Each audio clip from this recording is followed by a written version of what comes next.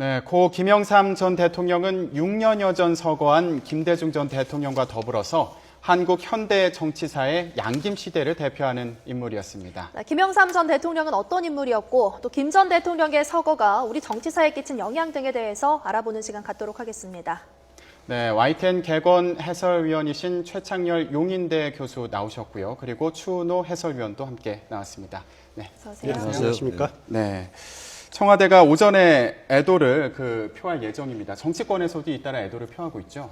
YS 김영삼 전 대통령의 죽음을 전 접하면서 새벽에 정말 이 시대가 한 시대가 가고 있구나라는 걸 느꼈어요. 그야말로 우리 사회에 지금도 여전히 어떤 그 진영간의 논리가 있는데 민주화와 산업화의 대립이라는 것들 그것이 떠올려지면서 민주화의 큰 별이 같구나. DJ는 이제 6년 전에 돌아가셨고 우리가 이른바 이제 삼김 시대라고 얘기하지 않습니까? 사실은 삼김이라기보다 사실 양김 시대였죠.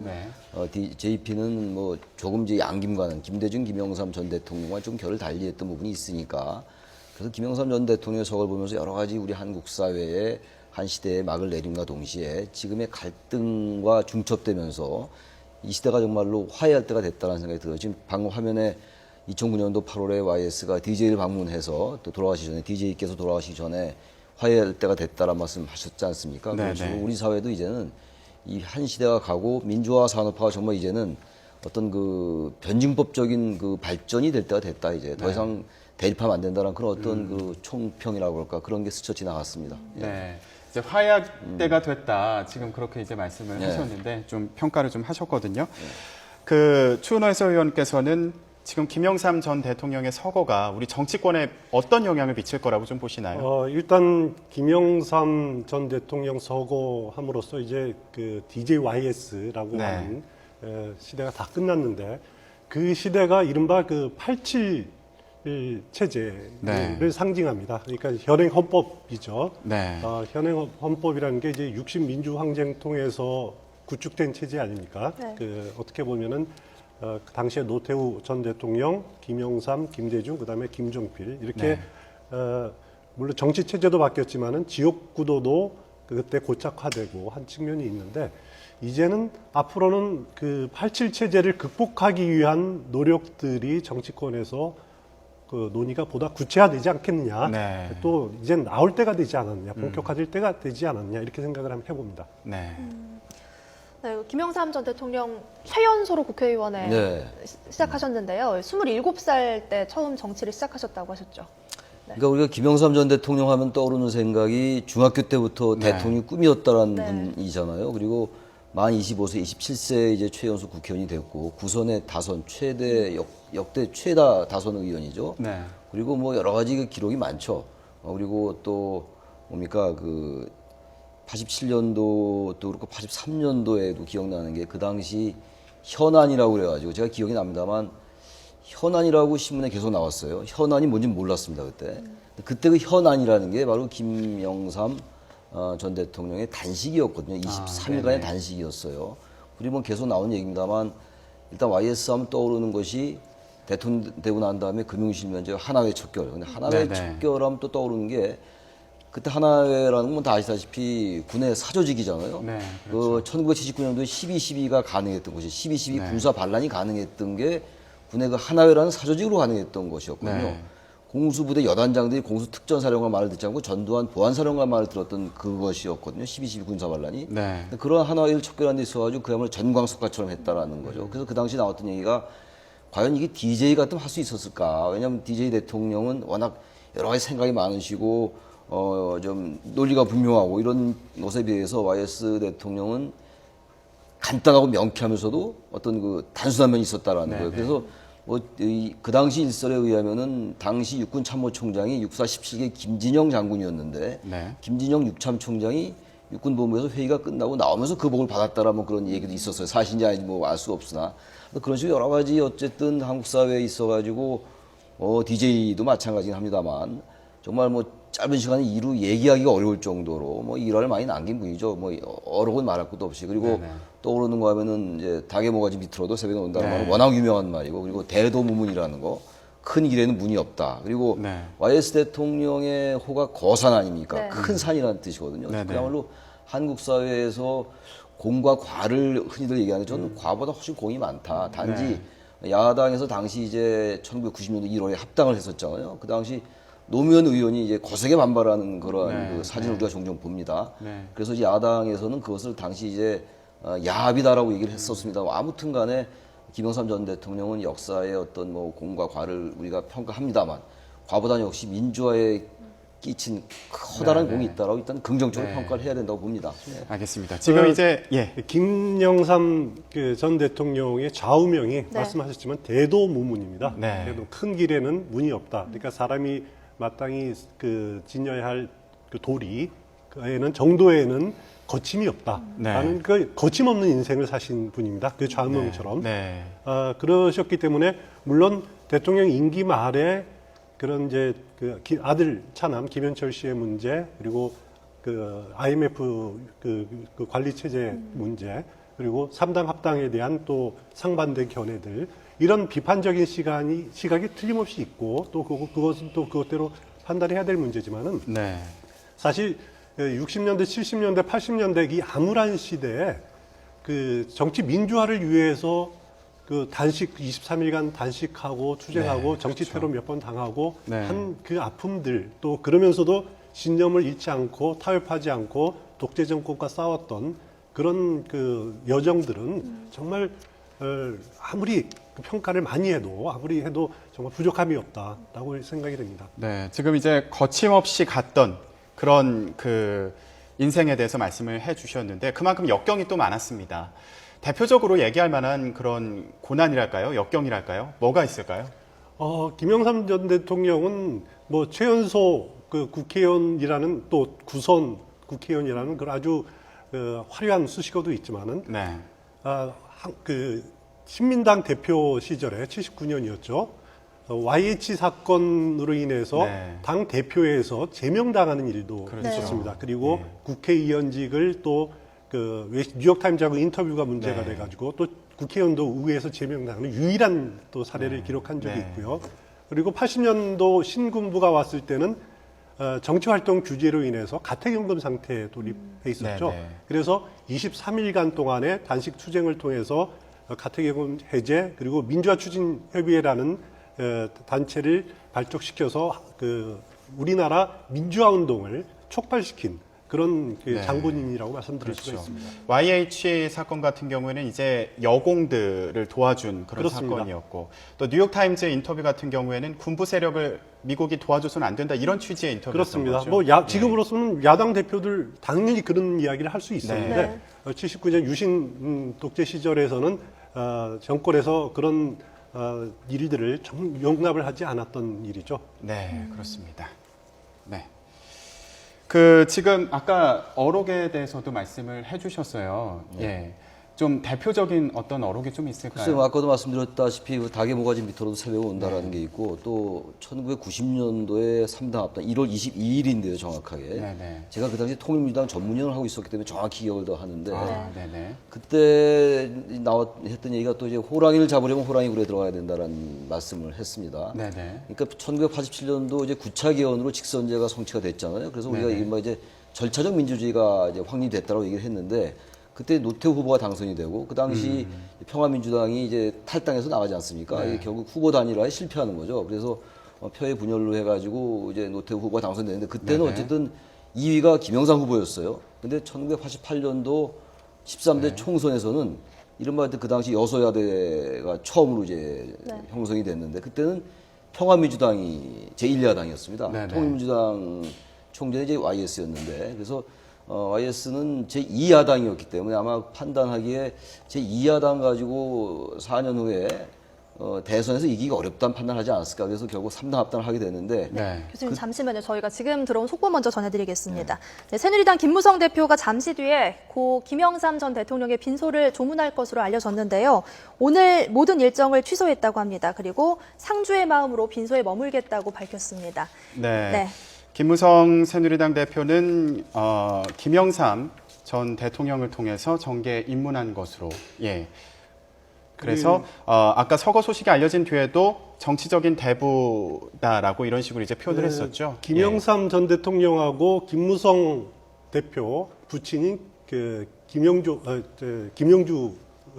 씨 하고도 관계가 있습니다. 네. 김영주 씨가 1960년에 아마 국회의원 돼서 그때 신민당인지 민주당인지 저는 기억이 잘 안 납니다만 원내 대표를 지내신 기억이 있는 적이 있는데 그때 김영삼 전 대통령이 원내 부총무를 지낸 그런 인연이 있었고요. 그리고 민주화 추진협의회 시절에 김무성 대표가 김영삼 그 당시에는 이제 민주협 의장이었죠. 네. 찾아와서 같이 돕겠다 네. 해서 정계에 입문하고 그 이후로는 한 차례 그 공천을 못 받기는 했습니다만 김영삼 대통령이 대통령 시절에는 청와대 민정수석 비서관으로 일을 했었고 내무부 차관으로 김영삼 대통령이 발탁한 그런 인연이 있습니다. 네. 근데 김무성 대표 같은 경우에는 그러면 상도동계 막내다 이렇게 표현을 해도 될까요? 막내보다는 좀 더 연처가 높을 거고요. 상대동교로 보시면 될 겁니다. 네. 김무성 그렇다면, 대표가 13대 총선되고 난 다음에 이제 제2야당을 할 때 네. 합당하기 전에 당의 총무국장을 했습니다. 김무성 대표가. 그래서 결국 YS가 발탁한 인물이죠. 그리고 아까 이제 얘기가 끊겼는데 그 어록 얘기, 네. 그 3당 합당 얘기까지 제가 했는데 3당 합당을 하면서 했던 얘기가 호랑이를 잡으려면 호랑이 굴에 들어가야 된다는 얘기했고 또 아주 유명한 얘기가 머리는 빌릴 수 있어도 건강은 빌릴 수 없다라는 얘기가 아주 유명한 얘기입니다. 일반 국민들도 웬만하면 아는 얘기죠. 어떤 의미인가요? 그죠. 워낙 이제 건강은 좋으시잖아요. 조깅을 오래 하셨고. 저도 과거에 한번 상도동에 찾아뵌 적이 있었는데 그때도 새벽 아주 겨울이었는데 합당한 직후였습니다. 제 기억으로. 그때도 그 땀을 뻘뻘 흘리시면서 이게 상도동 자택에 들어오셔서 만나 뵀던 기억이 나는데 그 얘기는 뭐냐면은 결국은 이제 머리는 여러 인재들을 또 부하 참모들을 둘 수 있으나 건강을 잃으면은 정치 후보가 아무것도 못한다라는 얘기라서 당연히 맞는 얘기지만 이런 얘기 한마디 한마디가 아주 뭐 논리적이진 않는다 하더라도 굉장히 함축적이잖아요. 머리 딱딱 들어오는 정치적 메시지가 강한 이제 말들을 많이 했죠.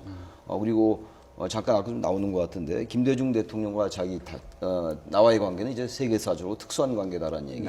어쨌든 말 한마디 한마디가 물론 어느 정치나 이제 나중에 여러 어록을 보면은 뭐 훌륭한 말씀들을 많이 했겠죠. 근데 유난히 YS는 그 정말 귀에 딱딱 꽂히는 그런 얘기들 많이 한 분 같습니다.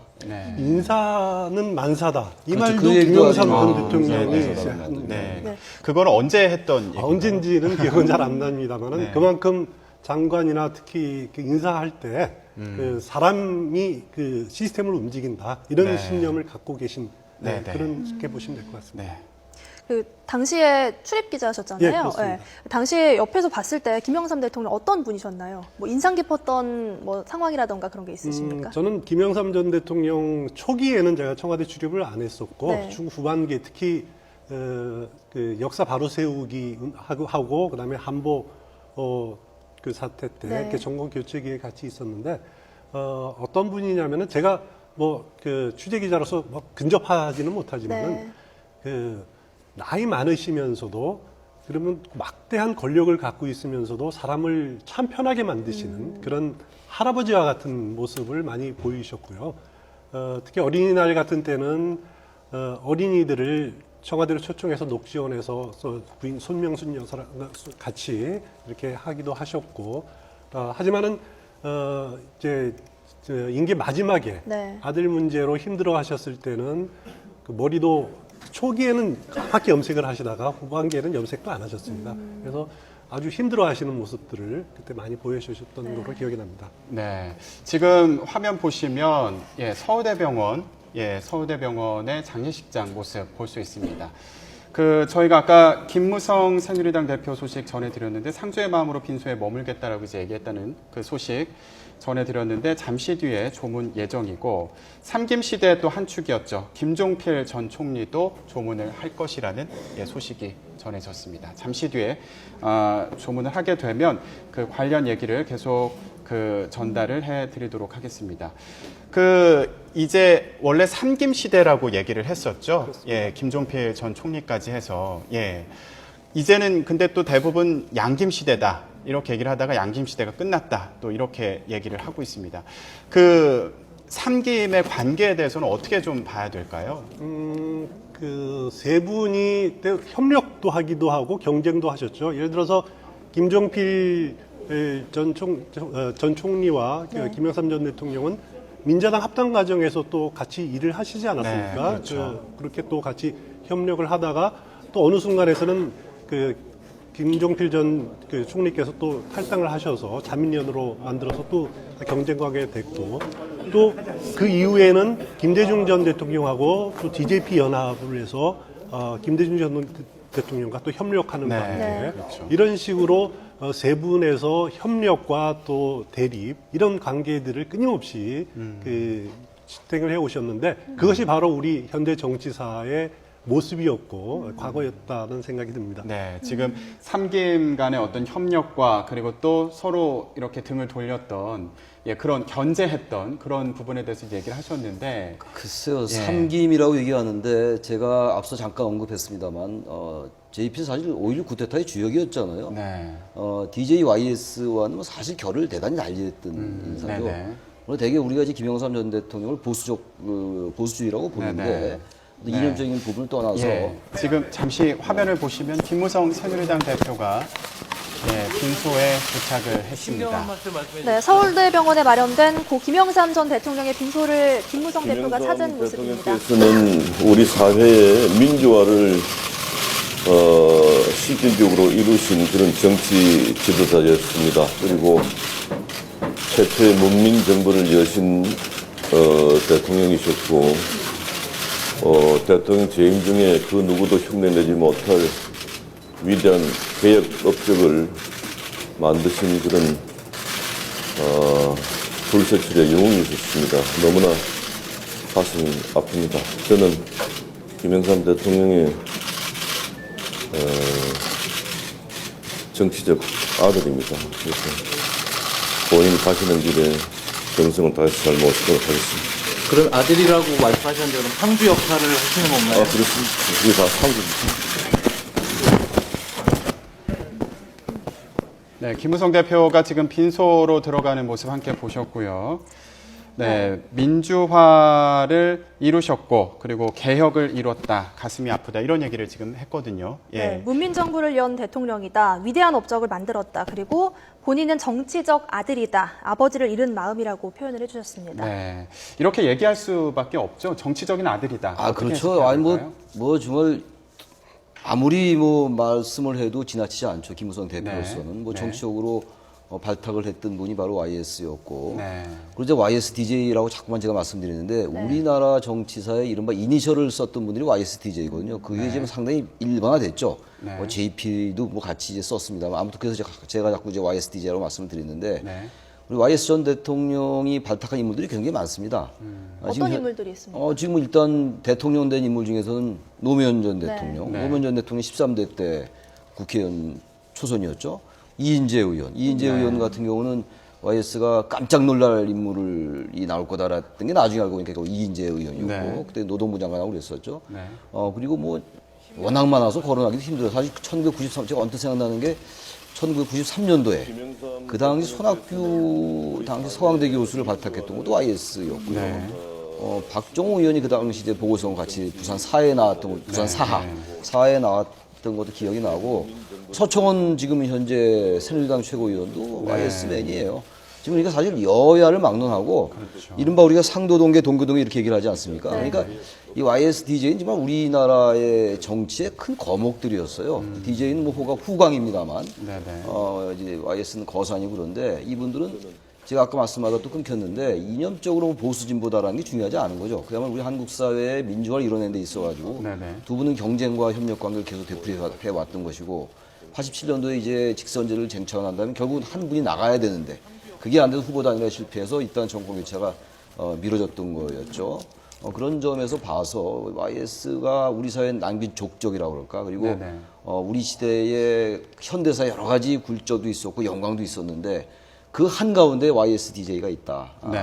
그 JP도 마찬가지. JP도 어쨌든 간에 5.16이라는 그런 정치적 사건의 중심에 있었기 때문에 그래서 이 삼김 시대라는 것은 다른 나라에서 보기 힘든, 그리고 우리나라에서도 전무후무한 네. 다시는 그런 정치인들이 나오지 어렵지 않을까라는 생각이 들 정도라고 생각을 합니다. 네.